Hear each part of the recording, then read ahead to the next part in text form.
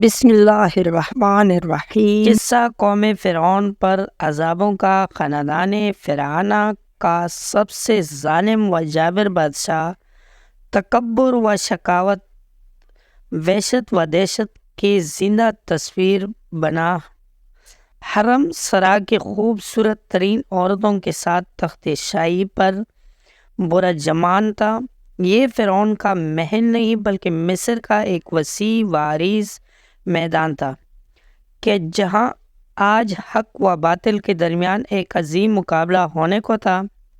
بادشاہ کے سامنے بائیں جانب ملک بھر سے جمع کیے گئے اپنے وقت کے بڑے بڑے جادوگر فرش نشین تھے، جبکہ دائیں جانب اللہ کے نبی حضرت موسیٰ کلیم اللہ علیہ السلام اور ان کے بھائی حضرت ہارون علیہ السلام تشریف فرما تھے۔ بادشاہ کے اشارے پر مقابلہ شروع ہوا۔ حضرت موسیٰ علیہ السلام کی دعوت پر جادوگروں نے اپنی لاٹھیاں اور رسیاں زمین پر ڈالی تو وہ پل بھر میں سانپوں کا روپ دھار کر میدان میں دوڑنے لگے۔ پورا میدان خطرناک سانپوں سے بھر چکا تھا۔ مجمع پر ہیبت طاری ہو گئی۔ فرعون اور اس کے درباروں کا اونت بھرا قہقہ فضا میں گونجا۔ حضرت موسیٰ علیہ السلام نے فرعون کی جانب دیکھا۔ یہی وہ لمحہ تھا کہ جب جبرائیل امین علیہ السلام نے اللہ کا پیغام پہنچایا۔ ترجمہ: ہم نے موسیٰ علیہ السلام کو حکم دیا کہ اپنا عصا زمین پر ڈال دو۔ وہ زمین پر گرتی ہی سب سے بڑا اژدہا بن کر جادوگروں کے سانپوں کو نکلنے لگا۔ حق ظاہر ہو چکا تھا، چنانچہ وہ جادوگر سجدے میں گر کر حضرت موسیٰ اور حضرت ہارون علیہ السلام کے پروردگار پر ایمان لے آئے۔ سورۃ الاعراف آیات نمبر 117 تا 122۔ بادشاہ نے ان سب اہل ایمان کو جو حضرت موسیٰ علیہ السلام پر ایمان لانے سے قبل جادوگری سے وابستہ تھے، ہاتھ پاؤں کٹوا کر سولی پر لٹکا دیا۔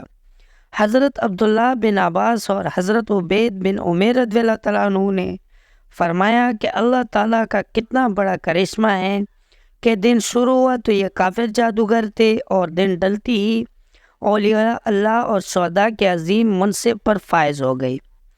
قوم فرعون پر آنے والے عذاب مقابلے سے پہلے میدان میں حضرت موسیٰ اور حضرت ہارون علیہ السلام کے علاوہ کوئی اور مسلمان نہیں تھا، لیکن جادوگروں کے ایمان لانے کے بعد 6 لاکھ افراد مسلمان ہو گئے اور یہ ایک بڑی طاقت بن گئے۔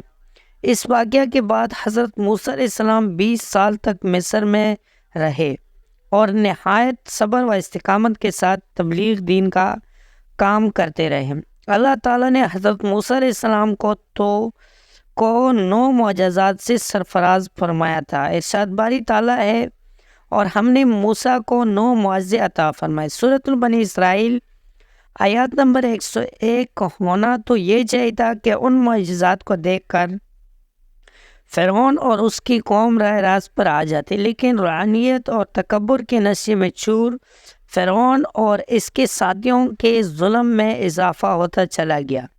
اپنی قوم کے ذبح و حالی دیکھ کر حضرت موسیٰ علیہ السلام نے قوم سے فرمایا، اے میری قوم، تم فکر نہ کرو، اللہ تعالیٰ بہت جلد تمہارے دشمنوں کو ہلاک کر دے گا اور بجائے ان کے تمہیں اس سرزمین کا خلیفہ بنا دے گا۔ سورۃ الاعراف آیات نمبر 129۔ چنانچہ اللہ تعالیٰ نے اپنے نبی کے اس وعدے کے بعد قوم فرعون پر لگاتار 5 قسم کے عذاب نازل فرمائے۔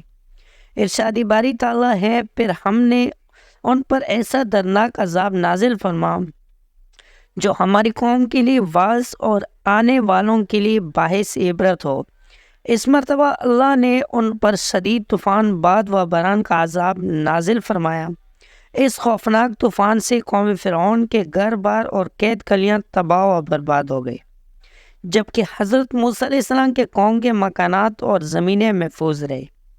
اس طوفان سے گھبرا کر وہ لوگ حضرت موسیٰ علیہ السلام کی خدمت میں حاضر ہوئے اور التجا کی، اے موسیٰ علیہ السلام، آپ اپنے پروردگار سے دعا کیجیے کہ یہ عذاب ہم سے دور فرما دے۔ ہم وعدہ کرتے ہیں کہ ہم ایمان بھی لائیں گے اور آپ کی قوم بنی اسرائیل پر لگائی گئی سب پابندیاں بھی ختم کر دیں گے۔ حضرت موسیٰ علیہ السلام نے دعا فرمائی تو اللہ تعالیٰ نے عذاب ٹال دیا اور ان کی قید کلیان کو پہلے سے زیادہ ہرا بھرا کر دیا۔ یہ دیکھ کر قوم فرعون نے کہنا شروع کر دیا کہ یہ کوئی عذاب نہیں تھا بلکہ سیلاب کی شکل میں یہ موسلادھار بارشیں تو ہمارے فائدے کے لیے تھی، جن کی وجہ سے ہماری زمینوں پر پیداوار میں کئی گنا اضافہ ہو گیا ہے۔ اس طرح ایک بار پھر انہوں نے حضرت موسیٰ علیہ السلام سے کیے گئے عہد و پیمان کو نظر انداز کیا اور کفر و سرکشی کی روش پر قائم رہے۔ ٹڈیوں کا عذاب، قرآن کریم نے اس سے الجراد کے نام سے پکارا ہے۔ جراد ٹڈی کو کہتے ہیں۔ ٹڈی دل کا حملہ لیلاتی فصلوں کو دیکھتے ہی دیکھتے تباہ کر دیتا ہے۔ اللہ تعالیٰ نے طوفان کے عذاب کے ٹھل جانے کے بعد اس بدبخت قوم کو پورے 1 ماہ کی مہلت دی کہ یہ حضرت موسیٰ علیہ السلام کے وعظ و نصیحت پر غور و فکر کرے، لیکن ان کی بدعمالیات تو روز بروز بڑھتی چلی جا رہی تھی۔ چنانچہ اللہ تعالیٰ نے ان پر ٹڈیوں کو مسلط فرما دیا۔ ٹڈی دل نہ صرف ان کے کھیتوں اور باغات کو چٹ کر گیا بلکہ گھروں کے اندر اور باہر لکڑی سے بنی ہر چیز کھا گیا۔ اس عذاب کے وقت حضرت موسیٰ علیہ السلام کا معجزہ ایک بار پھر سامنے تھا کہ اس ٹڈی دل نے صرف قبطیوں یعنی قوم فرعون کو تباہ و برباد کیا، جبکہ قوم موسیٰ علیہ السلام یعنی بنی اسرائیل کے مکانات، کھیت کھلیان اور باغات بالکل محفوظ رہے۔ قبطی روتی پیٹتی حضرت موسیٰ علیہ السلام کے پاس آئے اور التجا کی، آپ اپنے رب سے دعا فرمائیں کہ وہ یہ عذاب واپس لے لے۔ ہم پختہ وعدہ کرتے ہیں کہ ہم ایمان بھی لے آئیں گے اور بنی اسرائیل کو آزاد بھی کر دیں گے۔ حضرت موسیٰ علیہ السلام نے دعا فرمائی اور عذاب ٹل گیا۔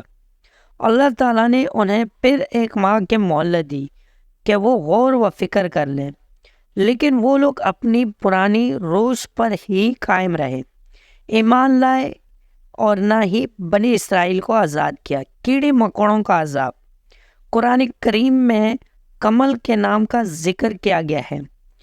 کمل بالوں اور کپڑوں میں پیدا ہونے والا جوں اور گن کی کیڑی کو بھی کہتے ہیں۔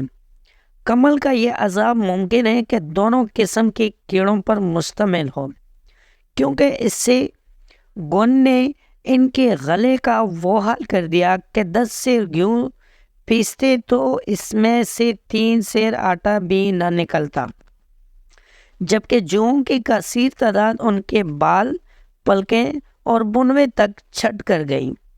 باقی سٹوری اگلی قسط میں دیکھنے کے لیے ہمارے چینل کو سبسکرائب کر لیں اور بیل نوٹیفیکیشن کو آن کر لیں تاکہ اگلا قسط آپ تک بآسانی پہنچے۔ امید ہے آپ لوگوں کو یہ سٹوری کا قسط پسند آیا ہوگا۔ اگر پسند آیا تو ویڈیو کو لائک کر لیں، کمنٹ میں اپنے رائے کا اظہار ضرور کر لینا۔ ملتے ہیں اگلی ویڈیو میں، تب تک کے لیے اللہ حافظ۔